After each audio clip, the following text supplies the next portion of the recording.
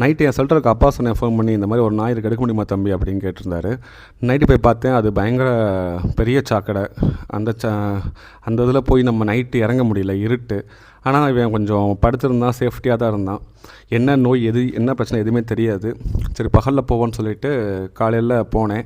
Fire service கூப்பிடலாமா அப்படிலாம் யோசிச்சுட்டு இருந்தேன். பட் கொஞ்சம் ஹைட் இந்த பைப் போகிறனால இறங்கிடலாம்னு சொல்லிட்டு இறங்கிட்டு போய் தூக்கி பார்த்தா எனக்கு அந்த இடத்துல தெரில என்ன பிரச்சனை அப்படின்னு. ஒரு வேளை அடிபட்டிருக்கோம் அப்படின்னு நினச்சி ஓட மாட்டான் அப்படின்னு நினச்சி போய் வச்சா அவன் வெஞ்சு ஓடுறாங்க. அவனுக்கு கண்ணு தெரில, வயசாகிடுச்சு. கண்ணில் கேட்ரேட் கண்புரை வந்துருச்சு. ஸோ கண்ணு தெரியல. அவன் பாட்டுக்கு ஓட ஆரம்பிச்சிட்டான். எப்படா பிடிக்கிறது அப்படின்னு யோசிக்கும்போது திரும்பி சுற்றி இந்த பக்கம் விழுந்துட்டாங்க. அந்த 8 அடி இருக்கும் அந்த சாக்கடை, இந்த பக்கம் விழுந்துட்டான்.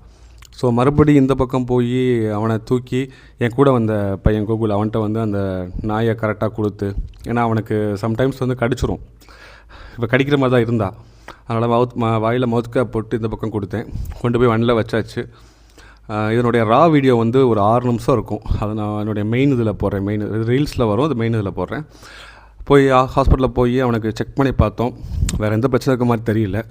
ஸோ 9-in-1 வேக்சின் போட்டுட்டு, ரேபிஸ் வேக்சினும் போட்டுட்டு ஒரு 3 or 4 days என்னுடைய வீட்டில் மானிட்டர் பண்ணிவிட்டு டிவார்ம் பண்ணிட்டேங்க. நல்லா சாப்பிட்றான். பார்ப்போங்க.